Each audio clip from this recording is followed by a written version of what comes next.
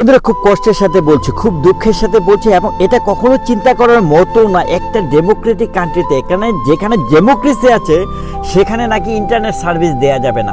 দেখো, যদিও তুমি এই কথাটার সাথে আমার সাথে মানে সবাই একমত হবে যে আসলে বাংলাদেশের ডেমোক্রেসির বিষয়টি কোনোভাবে কোনো স্তরে কিন্তু দেখা যাচ্ছে না, বাট তারপরেও একটা কান্ট্রিতে মানে ইন্টারনেট সার্ভিস আসলে থাকবে না, যোগাযোগ ব্যবস্থা থাকবে না, তোমার পরিবারের সাথে তুমি যোগাযোগ করতে পারবে না, তোমার কর্মজীবন এবং তোমার পরিবার হয়তোবা দূরে থাকতে পারে।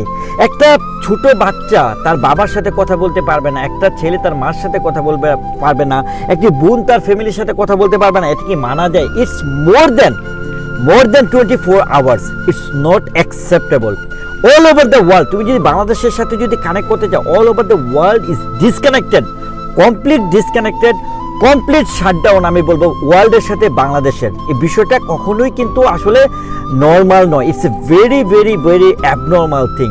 বাট কনসার্নের বিষয়টা হচ্ছে যে কী হচ্ছে বাংলাদেশে, এই বিষয়টি কতটা স্পষ্টতার সাথে আমরা জানতে পারবো ভবিষ্যতে, আমরা কি আদৌ জানতে পারবো কি হচ্ছে, এটা কি জানা পসিবল? দেখো, বাংলাদেশ এখন এমন, মানে বাংলাদেশ কেন না, মানে পৃথিবীটা এখন এমন যে তুমি যদি লাইভ ব্রডকাস্ট না করো, still alright, people are capturing all the things, all the videos. Definitely মানুষ ক্যাপচার করছে। they're gonna release it, definitely they're gonna release it when the time will come. যখন কি ইন্টারনেট সার্ভিস আবার back আসবে তখন কিন্তু ঠিকই মানুষ কিন্তু সেই ভিডিওগুলো কিন্তু ডেফিনেটলি স্প্রেড করবে বন্ধুরা।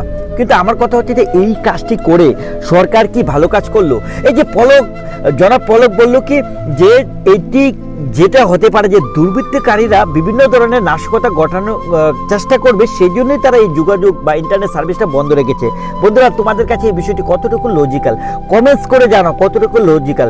দেখো, বাংলাদেশের যে পরিস্থিতি, এই পরিস্থিতিটা আমার কাছে মনে হচ্ছে এরকম, এই যে এখন আরেকটা নতুন যে স্টেপ নিল সরকার, এটাও একটি চরম ভুল একটি স্টেপ। এবং এই স্টেপটি আমার কাছে মনে হচ্ছে যে স্টেপগুলো প্রিভিয়াসলি ওরা আসলে নিয়েছিল সেরকমই একটি বড় ভুলের মধ্যে এই ভুলটাও কিন্তু অন্যতম একটি আমার কাছে মনে হচ্ছে বন্ধুরা। কেন আমি এই কথাটি বললাম? যে দেখো, আমি এই কথাটি বলছি এই জন্য, কারণ সবসময় একটা ছাত্র সমাজের প্রতি মানে আগলিয়ে ধরে রাখতে হবে যে কোনো রাষ্ট্রপক্ষ, কারণ ছাত্রই হচ্ছে বর্তমান, ছাত্রই হচ্ছে ভবিষ্যৎ। এবং প্রত্যেকটা রাষ্ট্রের যদি তুমি দেখো যে পতনের অবস্থান যদি সিচুয়েশন করে থাকে, সেক্ষেত্রে কিন্তু ছাত্রদের ভূমিকা সবচেয়ে উপরে। এবং বাংলাদেশের হিস্ট্রিতে কিন্তু এই জিনিসটি কিন্তু অনেকবার পুনরাবৃত্তি ঘটেছে। এখন এই সরকার যে কাজটি করলো, যে পুরো দেশ আসলে যেভাবে ডিসকানেক্ট করে দিল, এই কাজটি আমার কাছে kind of disaster. And it's not only in the Bangladesh circumstance. আপনি যদি যে সার্কামস্ট্যান্সের কথা বলেন, যে আউট সার্কামস্ট্যান্সে যদি বলেন, এই পরিস্থিতি কিন্তু সেমই বাংলাদেশের সাথে completely black out, completely disconnect হয়ে গেছে বলে আমি মনে করি বন্ধুরা। এবং এই বিষয়টি কখনোই মানার মতো নয়। যেখানে যে কান্ট্রিতে ডেমোক্রেসি থাকা, সেসব বিষয় কখনোই অ্যাকসেপ্টেবল নয়। আপনার কমেন্টস কি, আপনার ওপিনিয়ন কি অবশ্যই কমেন্টস করে জানাবেন। Thank you so much.